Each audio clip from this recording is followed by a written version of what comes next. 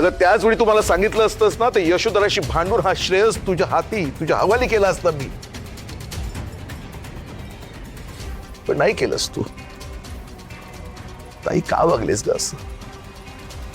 प्रॉपर्टीसाठी, पैशासाठी? ताई प्रॉपर्टी पैसा सोड ग, या घरात राहण्याची लायकी सुद्धा नाहीये तुझी.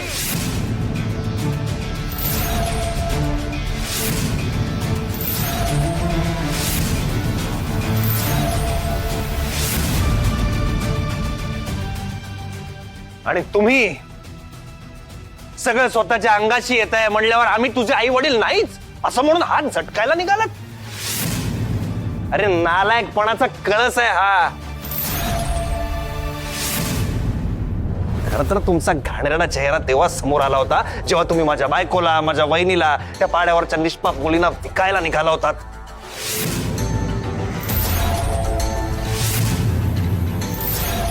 तरी सुद्धा माझ्या बायकोनी तुमच्यावर दया दाखवली, तुमच्यावरची केस मागे घेतली.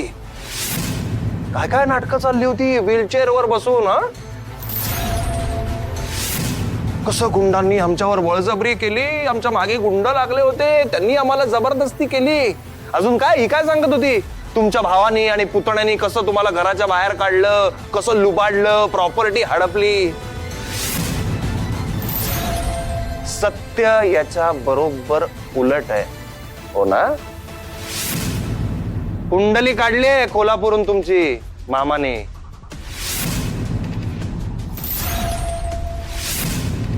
या असल्याच घाणेरड्या गुन्ह्यांसाठी 3 केसेस ऑलरेडी सुरू आहेत तुमच्यावर. गेल्या 15 वर्षात होती नव्हती सगळी प्रॉपर्टी, सगळी श्रीमंती फुंकून यांनी यांच्या भावाला रस्त्यावर आणलंय. आणि इथे साळसूदपणाचा, चांगुलपणाचा आव आणताय. माझ्या बायकोकडे वाकड्या नजरेने बघण्याची हिंमत कशी झाली?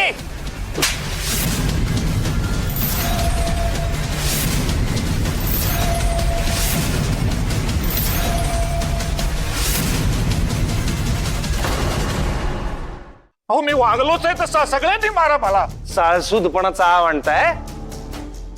मला जीवे मारण्याचा प्रयत्न तुम्ही केलाच होता, पण आज तर म्हणजे तुम्ही कहरच केलात. हा आज माझे डॅड, आजी, तारा, श्रावणी, अक्षय, मामा सगळ्या घराला संपवायला निघालात.